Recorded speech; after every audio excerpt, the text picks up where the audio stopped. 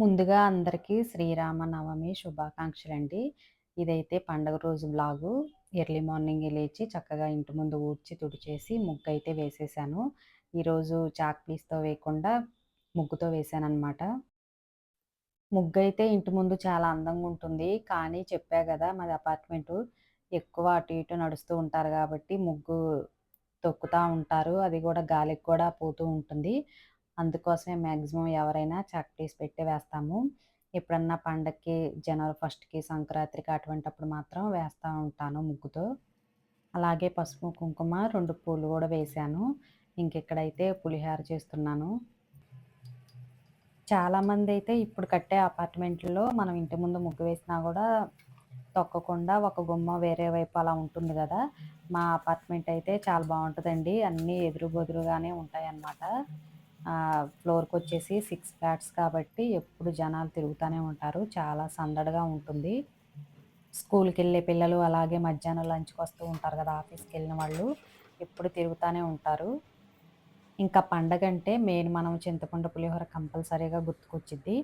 ఇంకా ఈ శ్రీరామ నవమికైతే కంపల్సరీగా వడపప్పు, పానకం, పులిహోర మాత్రం చేయాల్సిందే.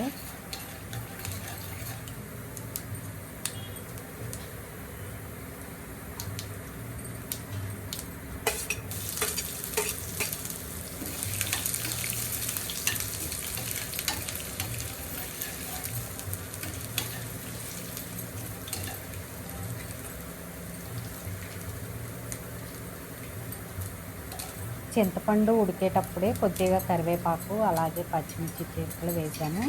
ఇంకా రైస్ పూర్తిగా చల్లారిపోయిన తర్వాత చింతపండు వేసి కలిపేసి ఇప్పుడైతే తాలింపు వేస్తున్నా.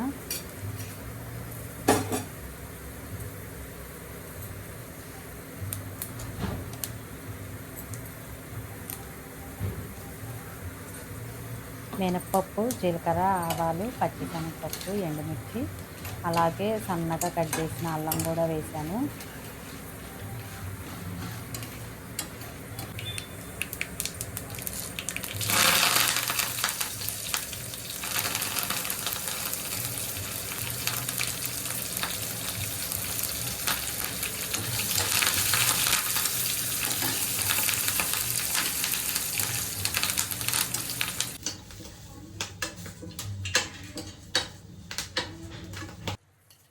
మంచిగా తాలింపు అయితే వేసేసాను. నేను పులిహోర చేస్తుంటే మొన్న మాస్టర్ ఉగాది పచ్చడి చేసినట్టు ఈరోజు కూడా వడపప్పును, పానకం ప్రిపేర్ చేశారండి. హాల్లో కూర్చొని బెల్లం అయి దంచారు. మొన్న మిరియాల ప్యాకెట్ కూడా తీసుకొచ్చాను. నవమి వస్తుందని చెప్పా కదా! మిరియాలు దంచి పానకం చేశారు. అలాగే వడపప్పు కూడా చేశారు హాల్లో కూర్చొని. ఇంకా ప్రదీప్ మాస్టర్ నేను అందరం కలిసి మంచిగా కొబ్బరికాయ కొట్టి పూజ అయితే చేశాను. తర్వాత మా ఇంటి దగ్గరలో ఉన్న గీతా మందిరం దగ్గరికైతే వెళ్ళానండి. అక్కడ కళ్యాణం జరుగుతుంది. గీతా మందిరం దగ్గరికి వెళ్ళి దండం పెట్టుకొని తర్వాత సాయి మందిరం దగ్గరికైతే వెళ్ళాను. ఇక్కడైతే కళ్యాణం బాగా చేశారండి. కళ్యాణం మొత్తం అయిపోయిన దాకా కూర్చొని చక్కగా తర్వాత ప్రసాదం, వడపప్పు, అలాగే పానకం గూడా ఇచ్చారు. రామ మందిరం గూడా ఉంది. కాకపోతే చాలా దూరం అనమాట. వీళ్ళు బండి మీద దించితేనే వెళ్ళాతయిద్ది. వీళ్ళెవ్వరు రానన్నారు. ఎండగా ఉందనేసి ఇంక నేనే వెళ్ళాను. స్వామివారి అభ్యాపం ధారించి కంకణాలు కట్టారు. ఆ యొక్క మామగారు ఇచ్చేటువంటి రుద్రగద్యాలు, గద్యాలు కూడా దగ్గరైనా గూడా మనం కావాల్సింది మెయిన్ కళ్యాణం చూడటమే గదా! ఇంకిక్కడ కూర్చొనైతే కళ్యాణం మొత్తం చూశాను. చాలా ప్రశాంతంగా అనిపిచ్చింది.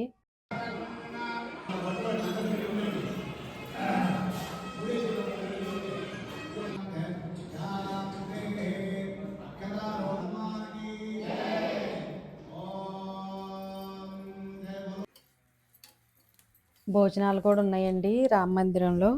కాకపోతే ఇంకా వెళ్ళలేదు. వీళ్ళు రానని చెప్పారు. ఇంక నేనొక్కదాన్ని వెళ్ళినా గూడా వీళ్ళకి వంట చేయాలి గదా! అందుకోసం ఇంకా 12 గంటలకల్లా ఇంటికొచ్చేసాను. కళ్యాణం మొత్తం అయిపోయిన దాకా ఉన్నానన్నాను గదా! తర్వాత పానకం చేశారు, వడపప్పు, పొంగళ్ళు అన్నీ ఇచ్చారండి. మళ్ళా ఇంకొక పావుగంట కూర్చొని ప్రసాదం అన్నీ తీసుకొని మంచిగా ఇంటికైతే వచ్చాను. ఇంకా మాకైతే ఎర్లీగా లంచ్ చేసే అలవాటుంది. ప్రతిరోజు 12 గంటలకల్లా తినేస్తా ఉంటాం గదా! ఈరోజు ఇప్పటికే 12 అయిపోయింది. ఇంకా స్పీడ్‌గా అయిపోయిద్దని ముద్దపప్పును, చింతకాయ పచ్చడి చేద్దామనేసి బయట పెట్టాను.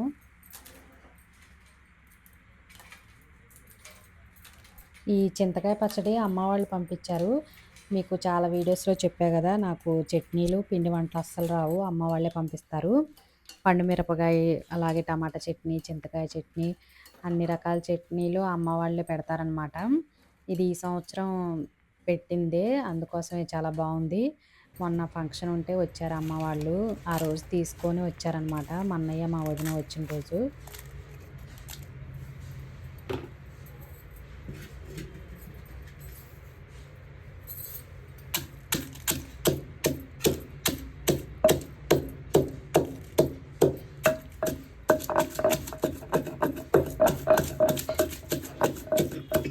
ఇంకా చింతకాయ పచ్చడైతే మిక్సీలో వేస్తే మరీ మెత్తగా అయిపోయిద్ది గదా! ఆ రోట్లో వేసి దంచితే టేస్ట్ చాలా బావుంటదనేసి ఓపికగా కూర్చొని దంచాను. నిజంగా ఎంత బావుందోనండి. చిన్నప్పుడు రోజులైతే గుర్తుకొచ్చినియి.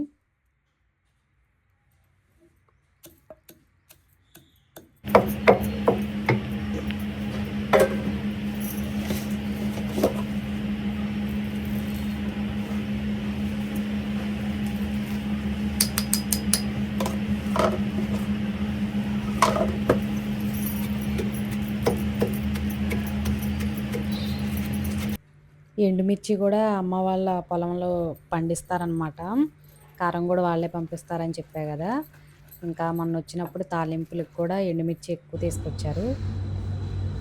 చేతులకి అంత ఎక్సర్సైజు ఎప్పుడన్నా ఒకసారి చేస్తేనే చేయలేకపోతున్నాం. అదే డైలీ మనం మినపప్పు, పల్లీల చట్నీ అన్నీ చేసుకున్నామంటే బయటికి వెళ్ళి వాకింగ్, యోగా అటువంటివి చేసే పని ఉండదు. ఇంత చింతగా చట్నీ చేయడానికి అంత చేయలేక నొప్పి వస్తుంది. ఇంకా మనం చట్నీలు, పల్లీల చట్నీ, గారెల పిండి, ఇడ్లీ పిండి అన్నీ ఇట్లా రోట్లో చేసుకున్నామంటే బయటికి వెళ్ళి వాకింగ్, యోగా చేయాల్సిన అవసరం కూడా ఉండదు. లేడీస్కి ఎంత ఎక్సర్సైజ్ అవుతుంది. పావుగంట, 20 నిమిషాలు పట్టిందండి రోట్లో ఆ చట్నీ చేయడానికి. కానీ తినేటప్పుడు మాత్రం చాలా బాగుందనిపించింది. నెయ్యి కూడా ఉంది ఫ్రిడ్జ్‌లో. అది కూడా తీసి కొంచెం వేడి చేశాననమాట. అప్పటికప్పుడు కరిగిన నెయ్యి వేసుకుంటే చింతకాయ చట్నీలో అదిరిపోయిద్ది. అసలు చింతకాయ చట్నీ అంటే ముద్దపప్పు అని నెయ్యి ఉంటేనే దాని టేస్ట్ అనేది తెలిసిద్ది. ఇంకా ఎక్కువ ఆవాలను, జీలకర్ర వేసి తాలింపు అయితే వేశాను. ఎక్కువ ఇంగువ కూడా వేశాను.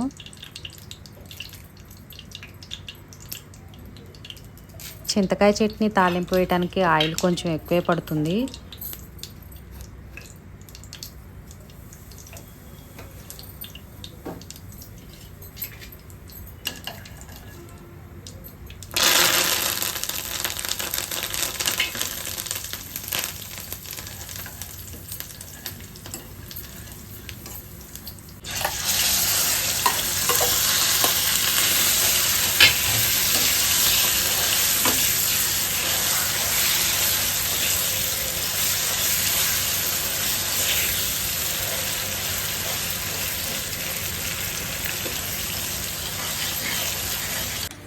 ఇంకా ఈరోజైతే మాకు చింతకాయ చట్నీ అను, ముద్దపప్పు, నెయ్యండి. కానీ ఎన్ని కర్రీస్ ఉన్నా కూడా ఈ టేస్ట్ మాత్రం అస్సలు రాదనిపించింది. వేడి వేడి అన్నంలో అయితే ఈ చింతకాయ చట్నీ కొద్దిగా నెయ్యి వేసుకుంటే, నేనైతే ముద్దపప్పు కూడా వేసుకోలేదు. అచ్చం ఈ చింతకాయ చట్నీతో తిన్నా. కాకపోతే ప్రదీప్ చట్నీలు చాలా తక్కువ కదా, తన కోసం కొంచెం ముద్దపప్పు కూడా వేశాను. అంతేనండి. వీడియో నచ్చితే లైక్ చేయండి.